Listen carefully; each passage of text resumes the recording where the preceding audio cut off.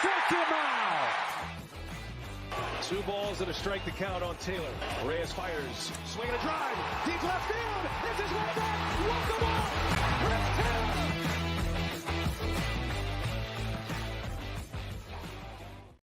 Hi, everyone, and welcome into DodgerHeads Live, presented by DodgerBlue.com. My name is Matthew Moreno, and joining me tonight is our managing editor for this post-game show, and I know there's plenty of frustration and disappointment to go around. Our managing Blake Williams. I didn't say your name, Blake. I apologize for that. Just all good. Your new name's going to be managing editor, like in The Office, right? Like when they do stuff like that.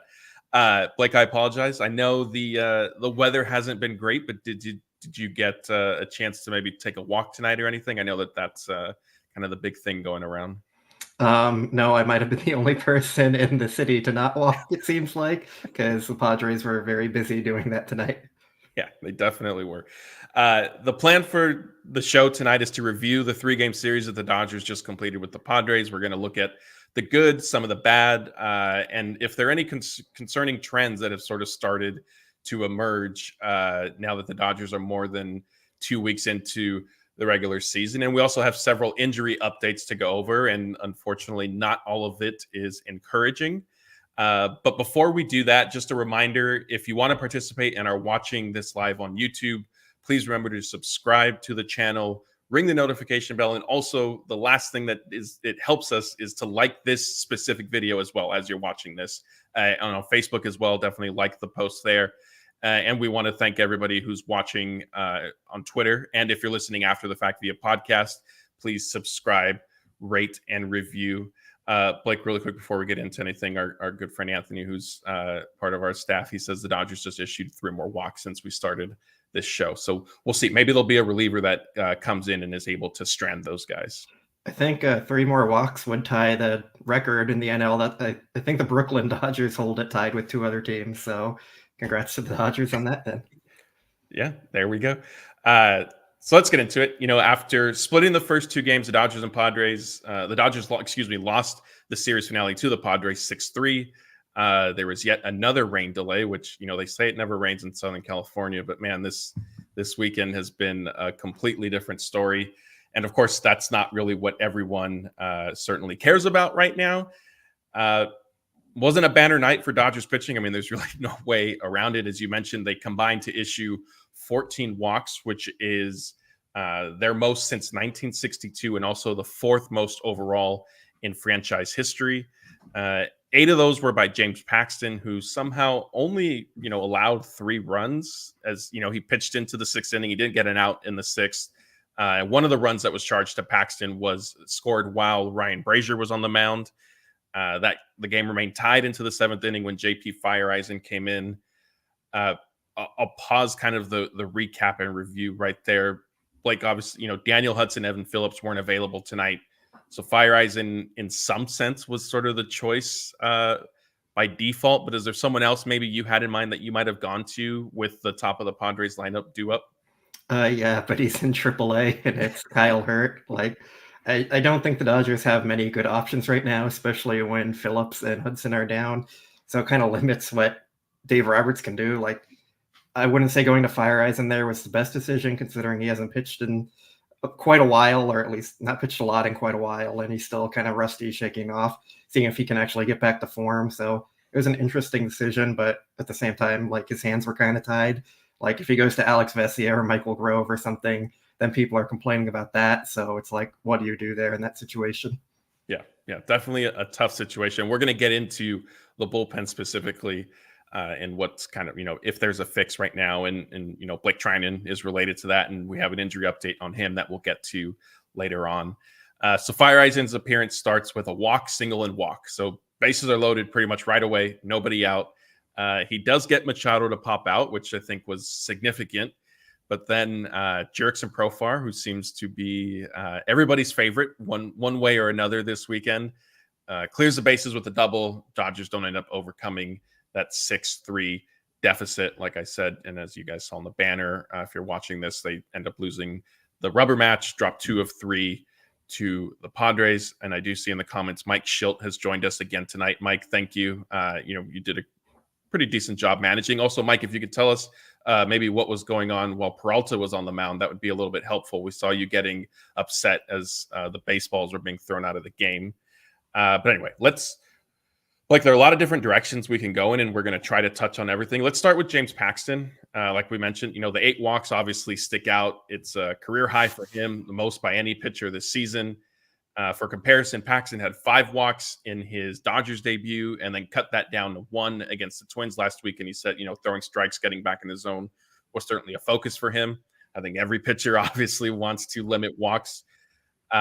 Didn't happen for him tonight. Blake, you're somebody who's been optimistic with the Paxton signing since he was added on the 1-year deal. And no pitcher is perfect, obviously, but is this a matter of just like he's searching for some consistency early in the season, or do you think maybe there's a larger issue at play? Could be a bit of both. I would tend to lean toward it's just kind of searching for consistency and mechanics and maybe getting his feel under him. He did have the extended spring training to work on some things extra, so maybe it's just something still lingering that he wasn't able to figure out during that time. And the Dodgers did have a rush spring training in general just to begin with because of the Soul Series. So he's probably searching. I mean, he's a veteran pitcher, so I have some confidence he'll be able to figure it out, whatever's going on. If it's a larger injury or something that's behind there, then that's something the Dodgers are going to have to address and deal with, especially how they're short on pitching right now with Bobby Miller out. And we aren't really sure when Walker Buehler is going to be back. We hope it's in a start or two, but you know how those things kind of go. And as we're going to get into later, Emmet Sheehan's going to be out for a while. So if it is an injury thing, that's a big concern. But if it's not, then I do have faith he'll figure it out. And we just have to kind of see him get back into that rhythm and find it. But at the same time, like, he walked 8 hitters, but he allowed 1 run up until that 6th inning there. So like, if you get 5 innings, 1 run from your number 5 starter, you're going to take it all day. I think we can discuss that decision to go and let him pitch into the 6th inning there when it all kind of fell apart. But that's a different subject other than what Paxton provided. Yeah, that's a great point, and that's something I was going to bring up. Is I don't know about you, but I was surprised to see Paxton back out there to start the 6th inning. On one hand, like, yes, that being said, I could see why they tried it. I mean, we've discussed it on our different live shows. I know you and Scott have touched on it in some of the videos you guys are doing. The bullpen has, we're like 2 weeks into the season, since at least the domestic portion of the Dodgers schedule, and the bullpen is basically taxed already.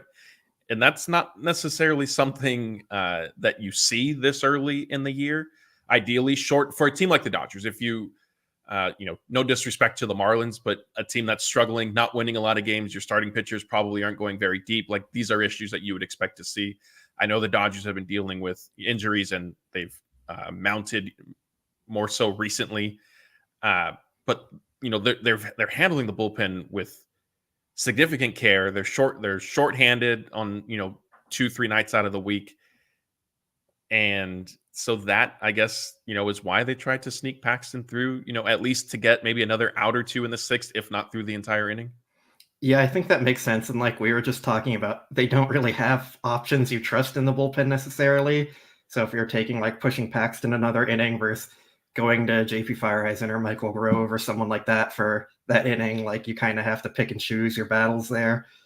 I'm not sure it's ideal in either situation. I probably would have tried out the fresh reliever just because we've seen Paxton really didn't have it all game, and he got pretty lucky throughout most of the night. Like, yeah, he allowed the 1 run, but it easily could have been like 7 runs or something like that. So it was a confusing decision, but at the same time, the Dodgers have also kind of put themselves in this spot with their bullpen. Like, they won't admit that they have a 6-man rotation, so they just keep using their bullpen game every 6th day, and then you have Ryan Yarbrough eating up innings in that game instead of having him available for maybe a game like tonight where Paxton doesn't have it, and you get 6 innings from him or something like that there instead of pushing Paxton. So yeah, their management behind that is weird, and I don't really understand it. Like, just call up Landon Knack or something and let him be your 6th starter for the meantime until Walker Buehler's back. But they're really putting themselves in a weird spot here and already having to cycle through relievers. Yeah, I agree with you. It is interesting. I get the idea of wanting Yarbrough available to pitch, bulk innings, whether it's as an opener for a bullpen game or just have an opener in front of him and then let him go 3-4 innings. But I do wonder, like you said, are the Dodgers potentially better off calling up one of their pitching prospects from Oklahoma City, let him. Yes, like you said, they're pretty much using a 6-man rotation, however they want to describe it. So let a prospect start that 6th game, and then maybe curtail Yarbrough to like 2 or 3 innings per appearance instead of 3 to 5. And then yes, he's potentially available multiple times throughout the week, and maybe we don't run into a scenario like tonight. Real quick, let's pause everything. We have a super chat from it's an alias, but it does say Trump 2024. It says, guys, come on, why are we stressing? We always start the year like this. We'll go 54-5 by July. This is still extended spring training for us. Thank you for the super chat. Again, if you guys are new or have been with us, you know that if we do get a super chat, we will stop the show and answer the question or throw up the comment, whatever you have on the screen. And they also help support our channel and certainly in growing it as we continue to look to do that this year. Blake, I do agree. Like, it is easy to kind of fall into, doomsday scenarios. And yes, it is still new. It is still early in the season, but what about like the idea that this is still potentially extended spring training? I kind of agree with it, and it does always seem like the Dodgers end up going on one of those runs where they win 30 of their 35 games. Like they did it last year, and I didn't expect them to do it. I know me and Daniel were debating that one quite a bit, so give him the credit there for getting that one right. And they do kind of have slow starts sometimes and tend to rebound. And same thing last year, like we talked about the bullpen early, it was probably their biggest need. I think one of the early shows we did, we gave it an F grade, like all of us did, and then turned out to be one of their strengths down the end of the season there. So I do think there's something to it that it's still early and they're going to kind of figure things out and things are going to kind of get back on track. But also at the same time, if you ignore the flaws now that they have, you might not be able to address them, or you have to keep an open mind and keep looking at the roster, how it is, and keep trying to address the issues so they don't become bigger issues. So while it might be fair that they still need more time, I think it's also fair to note that they're struggling and how can we fix that moving forward. Yeah, I agree. I don't know if I'm fully buying into like this is just extended spring training, but it is still, we're pretty much the middle point of April. So fine. Like I will allow for the concept and the idea that yes, it is early, but like you said, like if there are some significant trends that are holding pretty consistently, like that's something that I think needs to be addressed and ideally addressed and solved. And one of them will segue into the Dodgers bullpen. The Dodgers, with tonight's loss now, are just 5-5 in their last 10 games. And during a lot of that stretch, the bullpen has struggled, and that's either been like really as a whole or maybe 2 or 3 relievers at a time. Blake, your stance on relief pitchers is well documented, but are you even maybe a little surprised at how volatile things have been in the early going? Yes and no. Like, I feel like I am always trying to prepare myself for the bullpen to just be a disaster, even when we have a lot of confidence in it. But at the same time, I did have some faith in, like, I guess Ryan Brazier not being as bad as he's been and Alex Vesia not being as bad as he's been. And I guess Evan Phillips and Daniel Hudson have been kind of the only reliable relievers, which we didn't expect. In some fairness, they don't have Brusdar Graterol and Blake Treinen still injured. We don't know what we're going to get from him. But then they've also made some strange decisions, like I mentioned earlier, sending down Kyle Hurt when I think he's probably their 3rd best reliever right now in the organization. So I'm not surprised to that end where they're not putting their best guys in and they don't have some of their best guys available that they're struggling. But also there's guys who you thought would be good that are also struggling. So it's a little surprising, but I can't say it's fully surprising. Yeah, that's fair. I mean, I think, yes, it is important to note that Brusdar Graterol and Blake Treinen aren't with the team right now, and there is an update on Treinen that we're going to get into later tonight, so definitely stick around for that. The Vesia thing, I think that you kind of, if you went into this season maybe expecting him to fully rebound, I don't think that was right. If you went into the season expecting him to give up a home run in almost every relief appearance, I don't think that was necessarily right either. I think at the end of the day, we have seen him get on track a little bit. I know that after or during the Twin series, he upset a lot of fans by saying he felt like he was trending in the right direction. But since that point, he hasn't given up a home run, which was a little bit of a problem for him. I know tonight he stranded a couple runners. Real quick, let's pause this because I've seen a lot of comments coming in CB says, is Blake wearing the San Diego City Connect colors? Everybody is confused by your hat, and they're worried that you have it on backwards because you're hiding the logo. No, it's just the yellow Dodger hat. It has the World Series logo on the side here. So, like, you can tell that's not a Padre hat because there's a World Series patch there. So, just my yellow hat, I don't know why I just decided to wear it like this. The green shirt, it's just green shirt. It's plain. Yeah, but I was seeing all that too, and I thought it was kind of funny. But not Padre stuff, just random. Yeah, there we go. Just an unfortunate coincidence, but hey, gave us a talking point for tonight's show. And before we get back to the bullpen, we do have another super chat. So thank you for this. Ozzy Picasso says, fixing the bullpen would require Hurt, Gamboa, and maybe even Knack, and have him pitch multiple innings instead of all these bozos. I don't think we need to do name calling. We can, guys are struggling, but hey, they're trying. Blake, what do you think about Hurt, Gamboa, and maybe even Knack coming up? I mean, that would be a full, basically, line change in the bullpen. And what makes this difficult too is a lot of the relief pitchers don't have minor league options. You could, I guess, put guys on the injured list, which we have seen already with Connor Brogdon. But I mean, they're kind of handcuffed in that sense. Yeah, I don't think we're going to see any major changes coming soon. If you see something, it's probably going to be like Michael Grove going down to bring up Kyle Hurd or something like that. They're not going to bring up Landon Knack and put him in the bullpen. He's probably like their 7th or 8th starter on the depth chart right now, especially with all the injuries. So I don't see that one happening. Not too sure how Gamboa has been doing. He could be an option down the stretch somewhere, but I just don't see him replacing anyone on the roster right now because I don't think the Dodgers are going to give up on any of the relievers over 2 weeks. Yeah, I agree. And we do have another super chat. This one's from Hawaiian Kira. So thank you for these. She says, if it was your call, who would you have called up instead of who ended up coming up? And that was, I'm blanking on the names right now. Nick Ramirez and JP Fireisen. Yes, thank you. Oh, yeah, of course.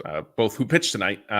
Blake, I think you're going to sound a little bit like a broken record, but who would you have added to the bullpen?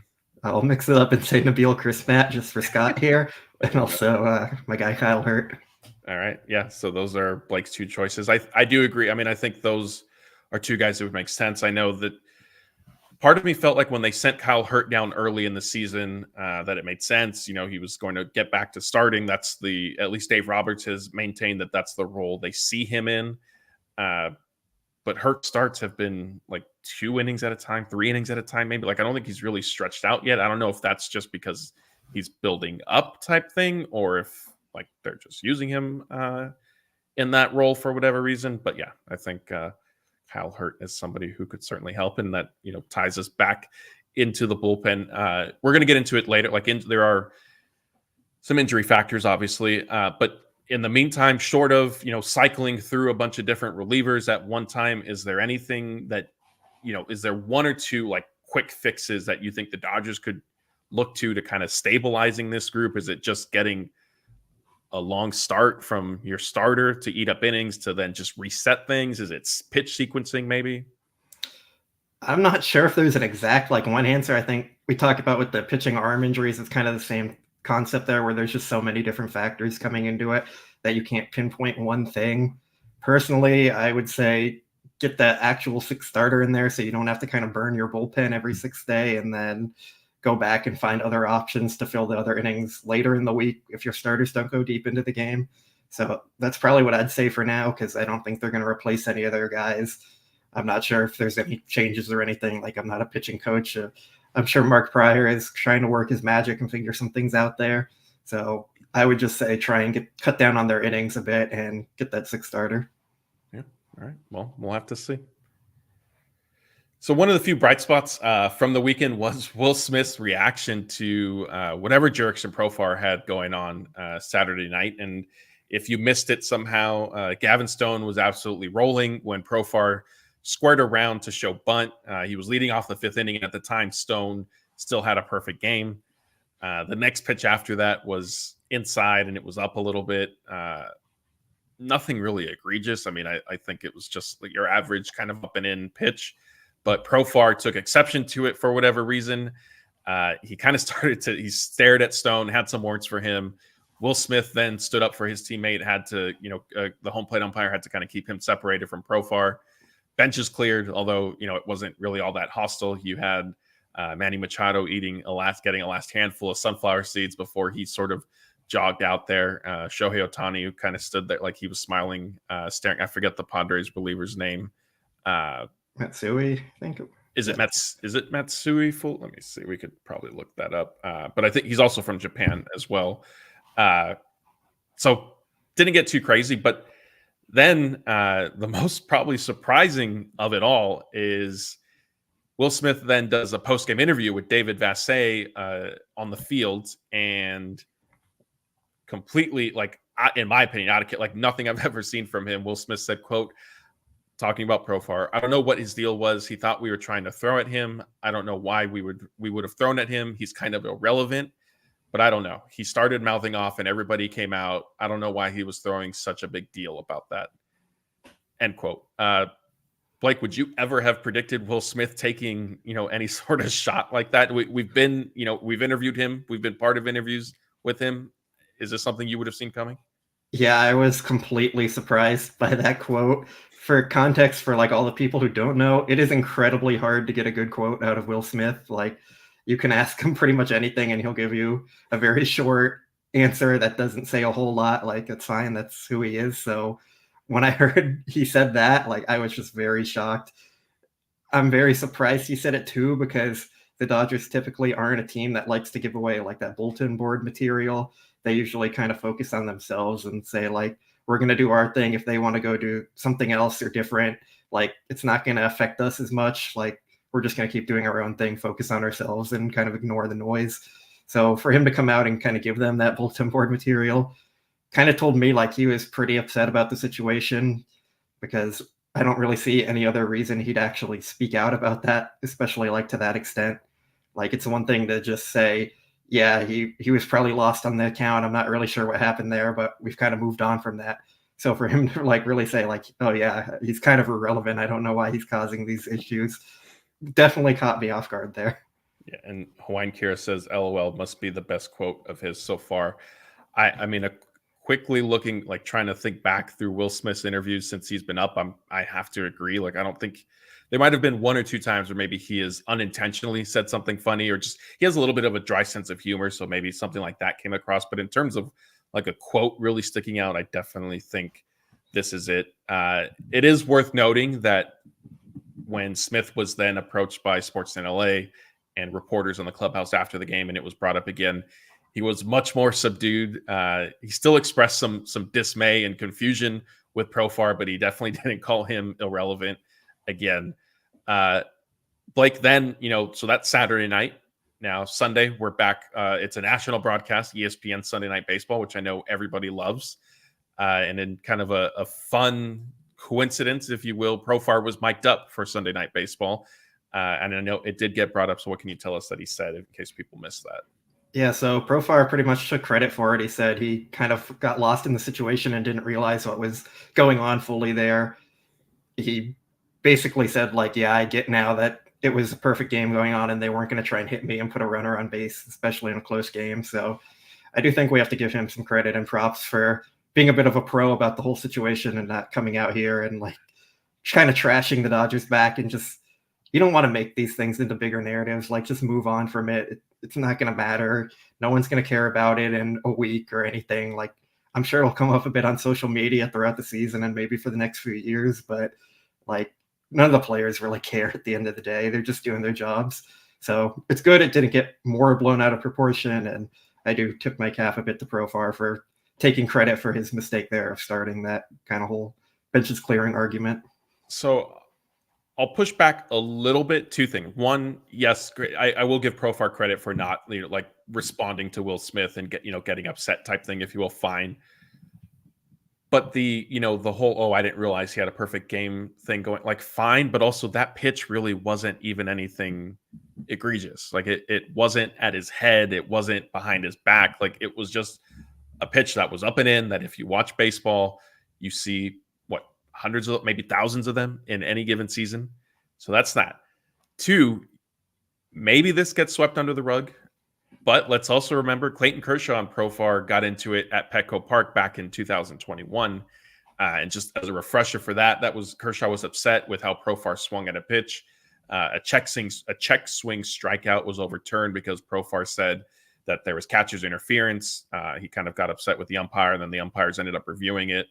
It did get overturned, so Profar was given first base. Profar and Kershaw were yelling at each other, had to be separated, and at the time, that was also the second game in a row that some tension boiled over between the Dodgers and Padres during that series. So a little bit to your point, like, do I expect significant amount of carryover moving forward? Probably not, but this might be something to keep in mind when the Dodgers and Padres play again from May 10th through 12th down in San Diego. There's always a little something that comes up between the two teams. It does feel like the Padres sometimes get that little brother mentality, like they know the Dodgers and Giants are the main rivals, but they kind of want to push themselves into that mix and be considered one of the top teams in not just the NL, but in baseball, and be competitive with the Dodgers every game. So I do think they kind of play a little more competitively and up their game versus the Dodgers. And sometimes tensions do tend to flare a little bit more when those kind of things happen. So even if it's like completely behind them for that situation, I'm sure there'll be something else that comes up. Yeah, perhaps. And look, credit to Profar. He ultimately got the last laugh. He had the bases clearing double. Now here we are on Sunday night, the next day after the whole sort of dust up, and that ended up proving to be the difference for the Padres. All right, we have another super chat. Richard, I apologize. We were trying to get through that segment, so thank you for this.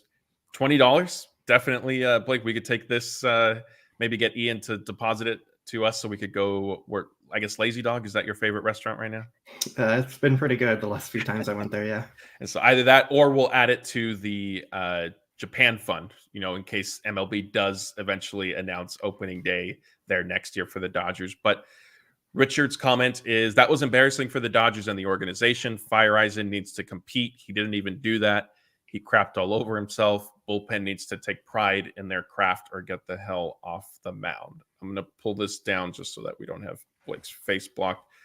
Feyereisen is taking the brunt of criticism tonight. I think some of that is fair. Like, he obviously struggled, but also, like, what's to sort of be expected of him right now facing, the top of the Padres lineup? This is his first year pitching. He's coming back from shoulder surgery. It was a tough spot for him. Yeah, I agree with that. I think he probably should still be in AAA working on his mechanics and getting the rust off and figuring out like how to get back to form, because before his injury, he was a very, very good reliever. He allowed no earned runs, and I think it was 24 innings before his injury. So there's talent there. It's just he's not ready to be competing at the major league level right now, and that's not necessarily his fault. And it's a bit of on the Dodgers for not getting more pitching depth and kind of having the pieces they need to manage without a few of their guys in the bullpen. So I don't want to completely blame Feyereisen. He wasn't good. No one's questioning that or debating it or anything. But at the same time, he shouldn't be on the roster at this moment. And that's kind of on the Dodgers and their front office for not getting better options to use at this moment in time. Yeah. And I do see comments saying, here's one from Nando390, stop making excuses for JP Feyereisen. Look, I get it. And yes, we don't necessarily want to just make full-blown excuses for Feyereisen or any of these players, because at the end of the day, like, they are professionals, and you do need to go out there and, try to perform in whatever sort of position you're put in. But I think we also need to recognize that he hasn't pitched a whole lot this year. And so nobody's ever going to be perfect. Definitely not somebody like Feyereisen, who is still, like you said, looking to find his footing with some of his mechanics and all that. All right, so that's enough, I think, for the weekend, the series loss to the Padres. Let's get into a bunch of injury updates. We'll start with Bobby Miller, who told reporters today that he's not overly concerned with the right shoulder inflammation that forced him to the injured list yesterday. He hopes to start throwing again as soon as this week. Blake, what is your level of concern? And I mean, I'll also add that we heard it from Bobby Miller himself. So hopefully there wasn't anything lost in translation, but he did say that an MRI didn't reveal any structural damage in his right shoulder. So that at least is encouraging. Yeah, I think it's encouraging, but like at the same time, you always have to be concerned when a pitcher is out with an arm injury. Like we've seen all season so far, every pitcher is getting hurt, it feels like, and especially the ones with the high velocity. And it's been kind of a trend like that for a while. Bobby Miller has the hardest fastball in baseball on average from starting pitchers. So there should be concern there with his injury, especially a shoulder thing. Like, I know elbow and Tommy John is kind of the main scare for pitchers, but usually shoulders are tougher to come back from and affect careers a little bit more when they're serious. And fair note, I do think that's what we've kind of seen with JP Fireeisen too. He had shoulder surgery as well, and he struggled to get back from it. So luckily for Bobby Miller, it's not anything structural from what they've seen. So hopefully it just some rest kind of gets him back on track. But the Dodgers' track record with injuries is always going to be concerning, like we're going to talk about pretty soon here with Emmet Sheehan. And yeah, I mean, hopefully it's just a short-term thing and they get him back for the year. But you always have to be somewhat concerned when it's an arm injury there. Yeah, I think the biggest thing to watch with Miller, at least right now, is going to be how long he has to wait before he is able to start throwing again. If it's on the shorter side, then yes, he should be good to come back within the, kind of around once he's eligible. And it is worth noting that his IL stint was backdated to April 10th. So at this point, we're looking at, less than 2 weeks from when he would first be eligible to be activated. But if Miller, if the waiting time, if he can't throw at all for, anywhere close to a week or more, then that's going to end up delaying his return even more so. And then it's going to speak to your point of, hey, like, how serious of an injury is this actually going to end up being? It is worth noting that Miller did deal with some shoulder trouble back in 2002, late in that season. He was down in the minors, and it was then a factor in the Dodgers kind of slow playing him in spring training last year. And Miller actually sort of revealed the injury a little bit, if you will, or that was a factor during an interview with Jeff, because at that point, the Dodgers really weren't necessarily saying too much about him. They were just, saying, oh, he's on a slower buildup. That ended up being obviously accelerated just with how injuries then went in the regular season. Miller came up.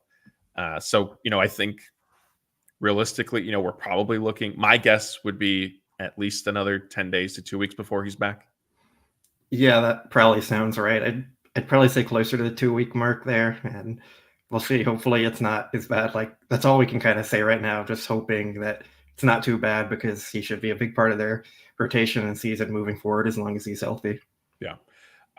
The next update is just kind of a quick one here. It's on Walker Buehler, who all appears to be well with, even though he was hit in the right hand, kind of on the knuckle of his throwing. One of those, I don't know if it ended up being his middle finger or his ring finger. I'm not sure if the Dodgers have specified, but a comebacker got him during a rehab start for the Quakes on Friday night.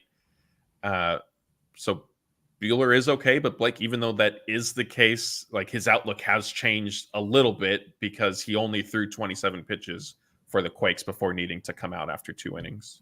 Yeah, so the plan was, after they were hoping he'd throw about like 80 to 90 pitches in that start and then make one more rehab appearance, and then they'd decide whether to activate him or decide where to go from there. But now that he was only able to build up to 27 in that game, it's probably going to need another 2 rehab starts at least before deciding where to go next. So it's unfortunate for the Dodgers with their pitching right now and their injuries, but it's a better case scenario than what could have been. He could have been out for longer with a bigger injury, so I guess thankful for that. Yeah, and so as of now, the expectation is for Buehler to make another rehab start on Thursday. That's probably going to be with Oklahoma City.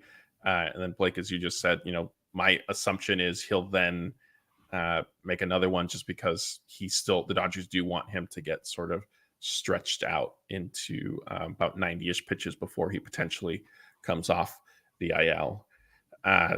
Sticking with the starting rotation, things are not looking good for Emmet Sheehan at all. He's among the pitchers who started the season on the injured list.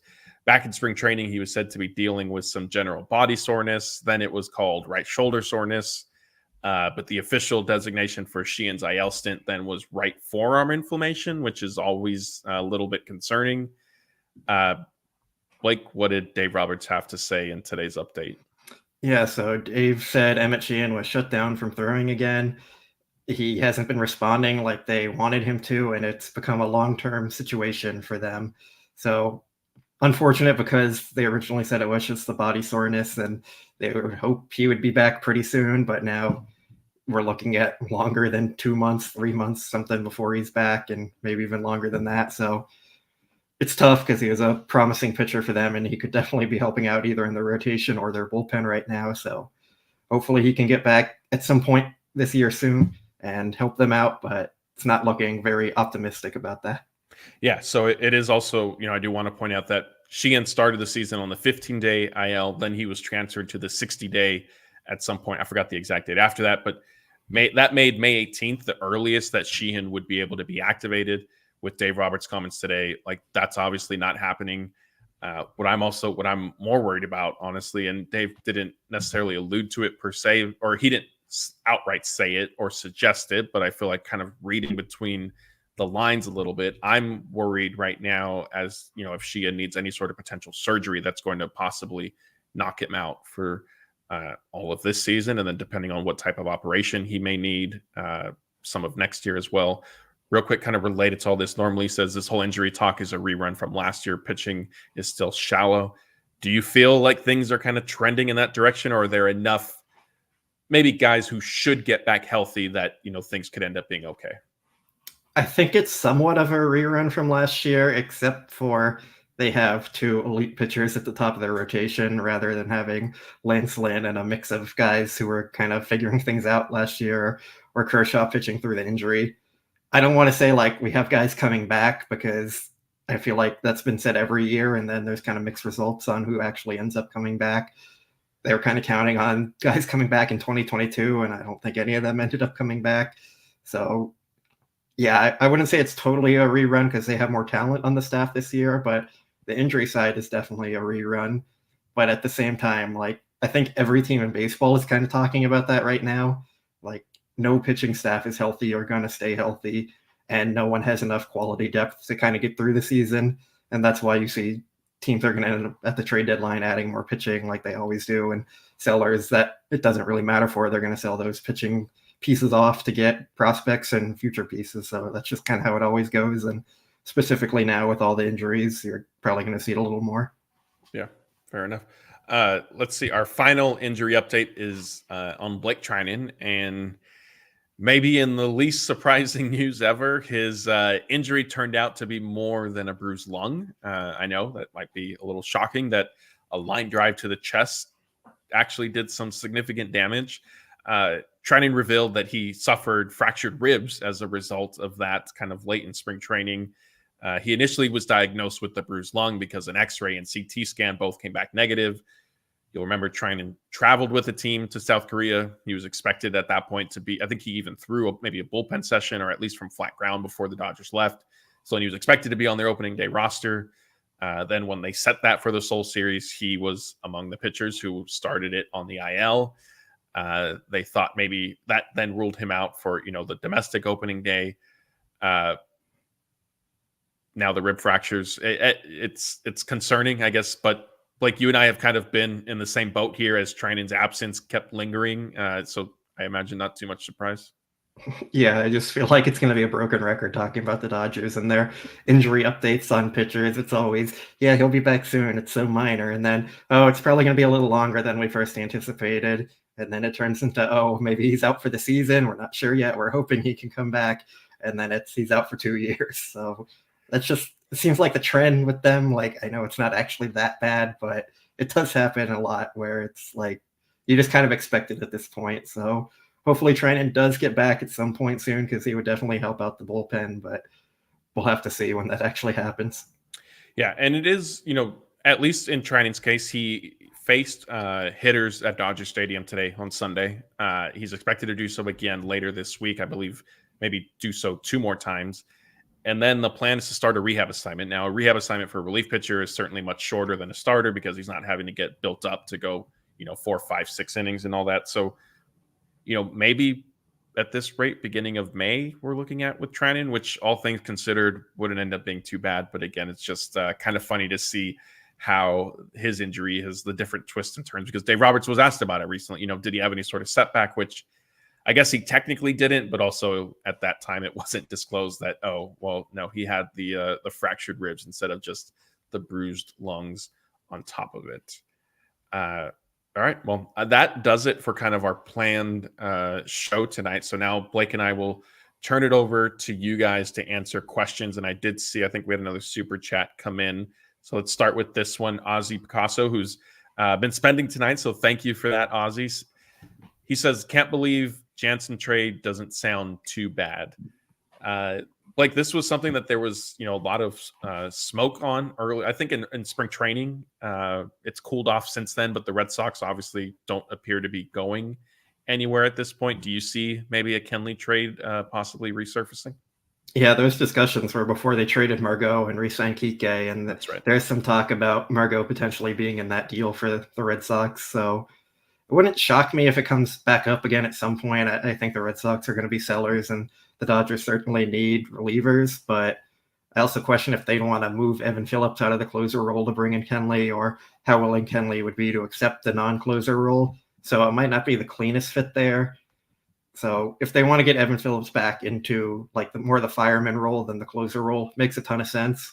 But other than that, I think lefty reliever is probably going to be their biggest need. And then hopefully you kind of figure it out with maybe a guy like Kyle Hurt coming up, and Nabil Chris-Matt could potentially mix into it, or they figure out something with Connor Brogdon to kind of help from the right side more. Yeah. This question's from Rod. It says, why are the Dodgers so dishonest about player injuries? I think it's from a competitive advantage standpoint. I think they just feel like they don't necessarily need to disclose everything. That would be my best. I mean, that's my best answer. I don't necessarily think they're purposely like trying to lie because they want to be liars per se. I think it's just trying to, especially when you get into the postseason, like we saw with Max Muncy's elbow injury, unfortunately, on the last day of the regular season a few years ago. The Dodgers kept Dave Roberts and the Dodgers kept saying like, oh, maybe if we get to the NLCS, he'll be ready. Or maybe if we get to the World Series, he'll be ready. And then Muncy came out that offseason and said, yeah, I was never coming back. Like I needed surgery. Yeah, I kind of agree with you. I mean, it's better to not give out information than to give all the information away when you're competing against other teams. Like it's just good strategy. I know in hockey, it's something the Kings do a lot. Like the guy will have an injured ankle and they'll just say it's a lower body injury, and that's like the only update they'll provide and nothing else. So it's just kind of some gamesmanship there, probably, and a bit of just not wanting to show your hand to the other team fully.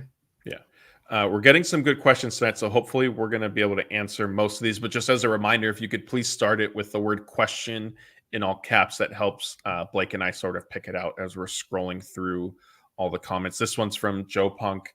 It says, right now, what is the biggest problem? Pitching, and then in parentheses, starters or bullpen or position players. And with that, the question is mostly asking about the bottom of the lineup. I think I'm going to say the bullpen for this one. We've seen them get a few leads and then blow the game already with the bullpen. So probably going to go there. Of course, you want to see the bottom of the lineup start producing more. I have more confidence in them turning it around probably without external help than I do with the bullpen doing it without external help. So that would be my main answer there. Especially with the bottom of the lineup, you could possibly call up Miguel Vargas or Andy Pajes to help boost them there, and hopefully Jason Hayward comes back and gives them a boost there. With the bullpen, it's kind of the options they have right now. I think they have a mix of struggles and lack of talent that's playing into it. So I think they're going to need to make some kind of move to figure out what's going on there, and we'll see what they actually end up doing to address that. Our next question is from Bob Nightingale, which, Bob, it's been great seeing you at the stadium a few times this season. He says, how concerned should we be about Ryan Brazier? I mean, the normal amount of concern for any reliever that's struggling, and maybe a little more to that, because before he went on his run for the Dodgers, he was designated for assignment by the Red Sox for being very bad. But he's also had some success in the past, even with the Red Sox, where he was a big part of their World Series run. And we, of course, saw what he did with the Dodgers last year. So, I mean, I'm not going to necessarily bet on him turning it around, but if he does turn it around, I wouldn't be surprised. And it's just, I don't know what to make of any relievers. Like, I'll say that all the time. I'll keep posting that and saying it, and we just don't know with relievers. They're so volatile, and you just never know what you're going to get. So be concerned, but be optimistic at the same time, I guess is the only way to look at it. All right. Noisy Ninja 91 wants to know, why do the Dodgers insist on bullpen games instead of having a 6-man? We did kind of touch on this earlier in the show. I don't necessarily. My guess, my best read on it is maybe they don't feel like there's a prospect who's ready to kind of consistently make starts in the rotation right now. Maybe the other side of the coin is they feel like they might only be 2-ish weeks from having Walker Buehler back, and I guess now that's if Bobby Miller isn't back yet, then you're not yet quite at a 6-man rotation. But perhaps Bobby Miller does make a quick recovery from his right shoulder inflammation, and then at that point you do have pretty much 6 bona fide starters, and that's a 6-man rotation. Blake, I don't know if you have any different thoughts.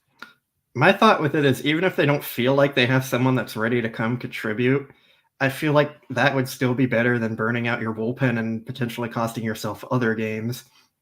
If you're kind of throwing away one game, like it is what it is, but then if you're potentially throwing away like 2 or 3 because you burn out the bullpen, that just doesn't make sense for me. Like I feel like Landon Knack could probably do a fine job coming up and eating some innings to not burn out the bullpen, or they could just manage it somehow differently where they're not using Yarbrough for 5 of the innings or whatever they end up going with him. So yeah, I don't know. I just feel like they need to do something more consistently where they're not tiring out their bullpen for those 1 games a week.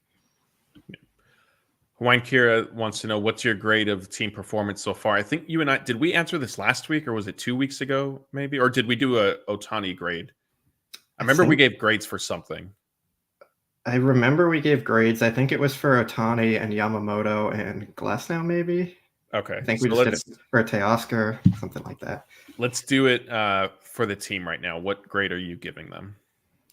I'll give them a B. I mean, they're still have a winning record. They've been playing well overall. It's just we need to see better results from the bullpen and some more consistency from the end of the lineup. But outside of that, I think their top starters have been doing their jobs. Their lineup has mostly been doing its job, especially the top of the lineup. So I think a B is probably fair. Yeah, I agree with that. Ozzy Picasso says, do you find Padres more annoying lately than Giants with the trash talking and the fan bases? I will say Friday night with Jeff and Anthony, and now tonight with you and I, we've had a lot of Padres fans watching these live streams and interacting with everybody. So, hey, thank you. Thank you. We don't cover the Padres, but thank you for coming and participating with us. Blake, where are the Padres falling in terms of annoyance level? I think they can kind of get a little more annoying, but also I do think it's funny when they join us in here and try and like trash talk or whatever. Like it's fun. Like sports are about rivalry and competing. So if you can come in and have a little trash talk or whatever, like as long as you're not attacking anyone or being rude, like I'm all for it.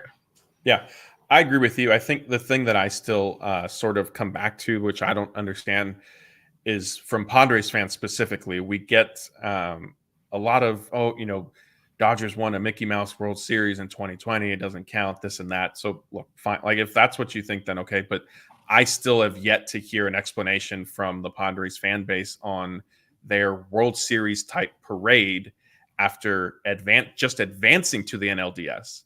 There is a full-blown, in Gaslamp, the area is, it's nice. They've got some nice hotels and restaurants there. I enjoy it. But full-blown parade celebrating their wild card series win. They were going to the NLDS, celebrating like they won a World Series. Do you remember what happened in the NLDS that year to the Padres? They lost. They did lose. I think they may have been swept by this Dodgers team that we happen to cover. So if I can get a reasonable explanation from Padres fans, then I might be willing to listen to some of the criticism about 2020. But until we get that, I'm just not really going to entertain it. Here we go. I'm not 100% sure how to pronounce this name, so I apologize. But the question is, what's your grade for Dave Roberts so far? It's a good question. I feel like this could go either way. Like, I'll probably go like with a C, just right in the middle there. I don't think he's done the worst job, and I don't think he's done the best job, but he's doing a fine job. I mean, like, I would say if you want to give him a grade lower than that, like, what are your specific issues there, and who should they have used in those spots or something? Like, I don't agree with the runway they've given Chris Taylor, but at the same time, you take out Chris Taylor and you're putting in Taylor Trammell, who probably is going to put up similar results. Like we talked about earlier with the bullpen, you take out JP Fireeisen and you're putting in Alex Vesey or Michael Grove, who everyone has been complaining about all season. So I think it's just one of those things, like his hands are kind of tied there.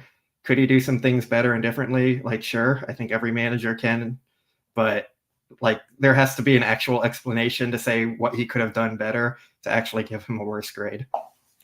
Yeah, I think I'm probably giving him a B minus. I do agree that some of it is kind of circumstance. His decisions are circumstantial based on who's available, injuries, and all that. I think another factor is look like in terms of mapping stuff out, like usage for players and not going to certain matchups. Maybe not having Evan Phillips go back to back nights, whatever the case may be.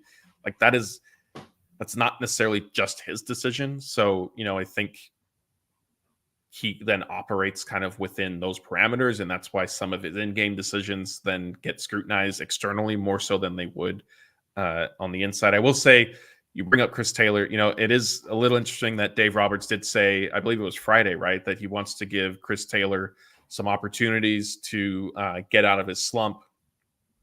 Trust him. He wants to keep running him out there. Then Chris Taylor was not in the lineup Saturday night. He was not in the lineup Sunday. And there was also potential opportunity to pinch hit for James Outman with a lefty on the mound. He left Outman in, did not use Chris Taylor there. What are you making? Is there anything to read into how then Chris Taylor was sort of handled after Dave Roberts just got done saying he wants to give him more regular or keep giving him regular opportunities? I think it's more about giving him a mental break and kind of trying to help him reset there instead of going and focusing on baseball again. Because when he was talking about Chris Taylor getting that runway, he did also say Kike Hernandez is going to get some of that too. At the same time, it wasn't like he just said it's going to be Chris Taylor. He did specifically mention Kike, and that's who's been starting in those two games in place of him. So, yeah, I wouldn't read too much into that. I think he's still going to get a good amount of playing time when it's all said and done. But also on the Dave Roberts front, I do think it's worth noting, like, the Dodgers handled the Ohtani situation and Ippy Mizuhara situation pretty well. Like, they didn't let that affect them too much. They kept playing baseball, winning. And Dave Roberts does have a lot of influence on that. Like, he is the clubhouse manager too at the same time. And another manager might have let that spiral out of control a little, but the Dodgers handled it very well, and credit there for him. So maybe a C was even a little too hard for him when you consider that factor of it. But just from a baseball standpoint, I'd say C is probably fair. And then if you want to mix in like the external stuff, like managing that, you could probably go up to a high B, maybe even an A. All right. Those are good points. We have another super chat from Trust Genius, who starts off with saying it's time for Outman and Lux to go, and then is choosing to throw some gas on the fire that we've had in our chat tonight by saying Profar is irrelevant, and so are the rest of the Padres. Trust, I know you're in here pretty regularly with us, so we appreciate the support. Blake, where are you falling on the Outman and Lux standpoint? I still think Outman is a platoon player, and that's kind of what he's going to be best at. I'm not totally sold on him as a player. Lux, I think he'll figure it out a little more. Like, I don't think he's going to be a great player or anything, but I think he can be a passable player. My main concern with Lux is I don't think he has a fit on the roster long term, and that's where my concern more lies with him. Like, I've said it a lot. I think they need to go get Willy Adames and move Mookie Betts back to second base, and then you kind of push Lux out of a job at that point. But I'm just not sure he's a great fit for the roster long term. And then to address the Padres being a relevant part, like, I don't think we should be kind of saying that after they took 2 or 3 from the Dodgers, and also going back to the 2022 postseason, they knocked the Dodgers out. So the Padres are kind of relevant to the Dodgers right now. Okay. With Lux, I do agree, like, where he ultimately fits with it. Like, I don't necessarily see it because I'm not convinced. I don't think that the Dodgers are going to finish this season with Mookie Betts as their everyday shortstop, much less, 2, 3, 4 years of this. And so because of that, I think, yes, he has to go back to second base. I don't know if the Dodgers are going to give Lux another opportunity at shortstop. I feel like if that was something they were willing to sort of see through, if he was going to improve defensively, that they would have just stuck with it this season instead of making that abrupt change back in spring training. So, yeah, I mean, I think that's certainly going to be interesting to see, to monitor what happens with Outman. I hope he can become, an everyday player and not have to be platooned as much as he has been so far in his career. But I don't know. We'll have to see how that pans out. Maybe they can find a good platoon partner for Outman, like a Manny Margot kind of player. Perhaps maybe that, or I hear this guy Michael Bush is doing well too. So maybe the Dodgers can try finding a player like him. Maybe draft somebody like him. I don't know how stuff like that happens, though. I'm not in front offices. Let's see. Did you happen to catch any questions recently? It looks like it's a lot of people, honestly, just arguing with each other. Blake and I will answer a few more if you guys have them. There's the most recent one here about calling up Pages. I'll throw it up. Okay. Normally says, why do you think management stubbornly refuses to call up Pages? He won't fix the pitching, but he would improve the back end of the lineup, which has been terrible. I will say with Dodger prospects, they're usually pretty slow to bring guys up, and they generally don't rush people. Pages is pretty recently removed from a major shoulder surgery, and a lot of people had questions about how he'd rebound from that. Right now, he's showing that he's doing pretty well with it, but at the same time, we haven't seen him struggle either and kind of rebound back from that, and that is something the Dodgers like to see. It's easy to go and just kind of dominate AAA, but at the major league level, you're going to have struggles, and the Dodgers want to see how guys bounce back from those kind of things before they end up calling guys up usually. So I think we're still a little bit a ways from seeing Pages called up, but I mean, if he continues on this run and doesn't show any signs of slowing down, he's probably going to have to force them into it. Yeah.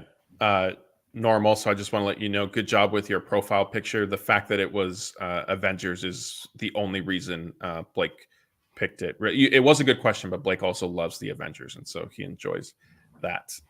Here's our good friend Scotty. He says Pages, Chrismat, Miggy V, and Hurt. He wants a line change for the Dodgers roster. I mean, I'm all for it. It just, you're going to have to DFA guys to bring those players up at this point, and I don't think the Dodgers are willing to do that, especially when we've already talked about how they're kind of testing their depth, and then you're giving up more players. It just, I think we're going to have to be a little bit more patient until we get those changes. Yep, I agree. Let's see. I did see one here. It was from Hawaiian Kira. She was asking about the food, I think. Now I can't find it. But basically her question, she was referencing the food article. There we go. Thank you. Based on the food article, what have you tried or will try at Dodger Stadium? If you haven't seen it, we do have an article up on DodgerBlue.com going over kind of the new food that the Dodgers formally announced for this year. I haven't tried anything on that list yet, although I think like the carne asada loaded baked potato, I'm pretty sure that returned from, it was like a special that they might have only done for the NLDS last year, and I had it. It was very good. Blake, I know you had pizza that you would love to tell everybody about. Yeah, the Dodgers used to have California Pizza Kitchen in the stadium, for those who don't know. And when I didn't want the press box food, that was my go-to. So the last time I was there, they had something I didn't want, so I went to get the pizza that's no longer CPK, and I bought it. And it was $17, and it was like lower quality than Little Caesars, and it was like the worst pizza I've ever had, and would highly not recommend going and getting that pizza, because no, that was not it. Yeah, it was pizza based on the picture that Blake sent us. It was pizza that looked about as bad as it apparently tasted, unfortunately, for him. All right. Well, I think that might do it for tonight. I'll give people another minute or two to get some final questions in. I think I saw a few more in here somewhere. I'll scroll for them. While we do that, though, let me ask you, so on the broadcast tonight, that fan that caught Manny Machado's home run ball, did you catch it in real time that it looked I funny? didn't see.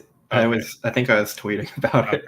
So he caught Machado's home run ball, and I'm watching it, and I thought he had a second ball in his glove, but it ended up being like in his basically sweatshirt pocket.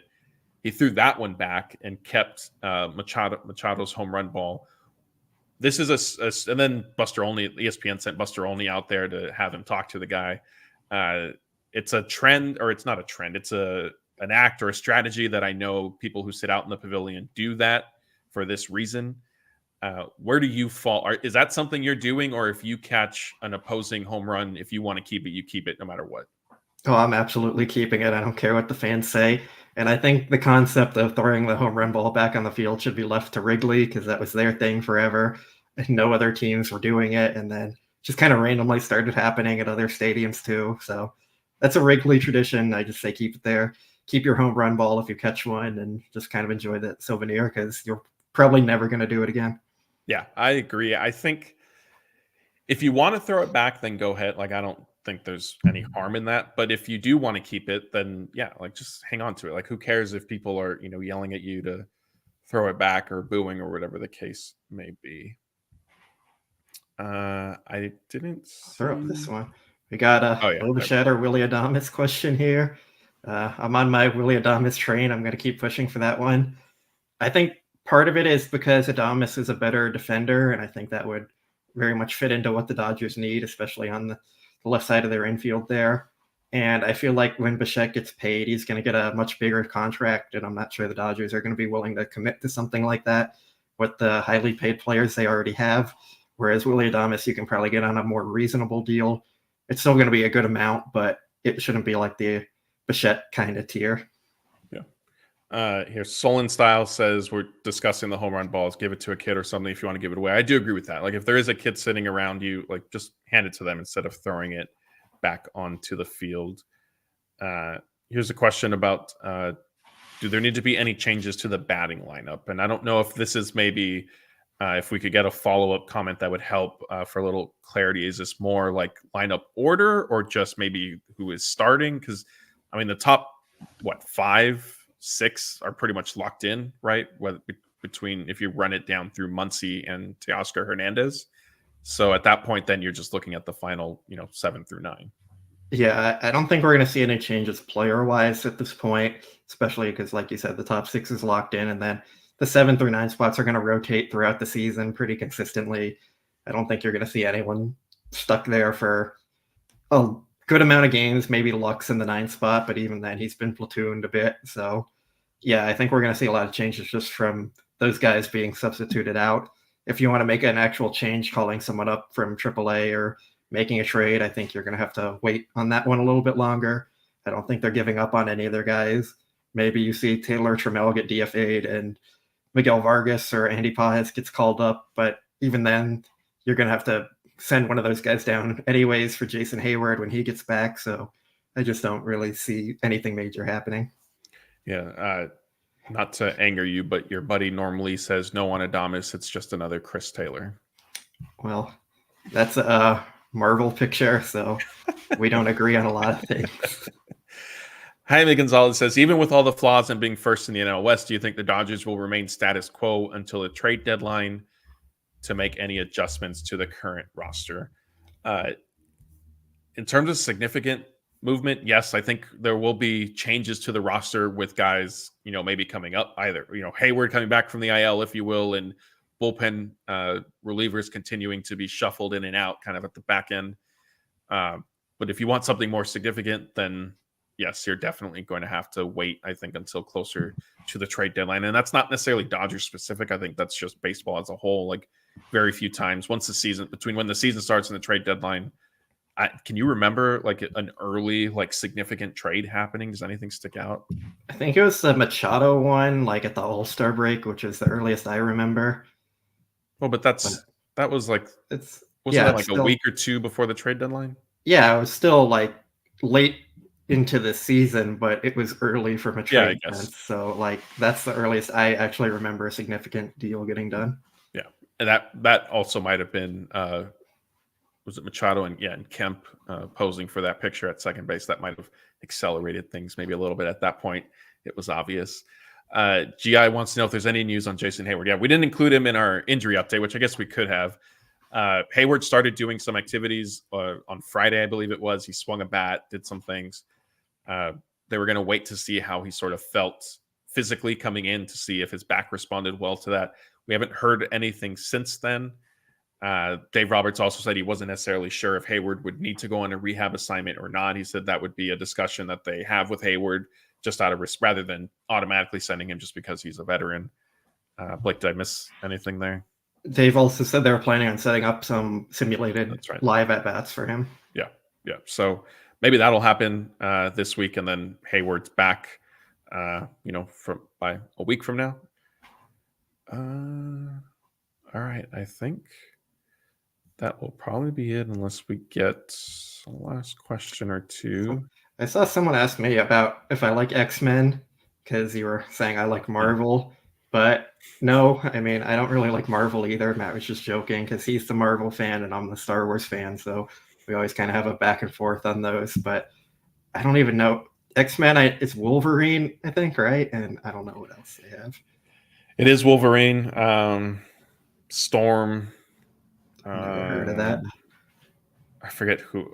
I'm not a huge X-Men person either, so I'm with you there. And I am on record that Marvel, their trajectory has fortunately gone downhill since Endgame. Basically, it's been disappointing. They need to just bring back the original crew and get that rebooted again. All right, I think that'll probably do it for tonight. Our plan is, at least as of now, I almost said video games because I saw somebody asking about video games. Excuse me. Our next live show, as of now, is planned on Tuesday night. That should be Jeff and Scott with you. We're also going to plan on having some different videos up throughout the week. And then our live show again on Friday night should be Jeff and Anthony. And then I believe then Blake and I would be back here a week from now. But as a reminder, the easiest way to make sure you don't miss any of our live shows, any of our videos that we put up, is by subscribing to the YouTube channel and certainly ringing the notification bell as well. That's how you'll make sure you stay up to date on everything. Blake's going to be out at the stadium tomorrow. It's Jackie Robinson Day, so always a big celebratory day, and especially for the Dodgers. They do the special kind of, not a meeting, but a gathering around the Jackie Robinson statue out in the center field plaza, and so Blake will be there getting video from that. Dave Roberts will speak. Members of Jackie's family are there to speak as well.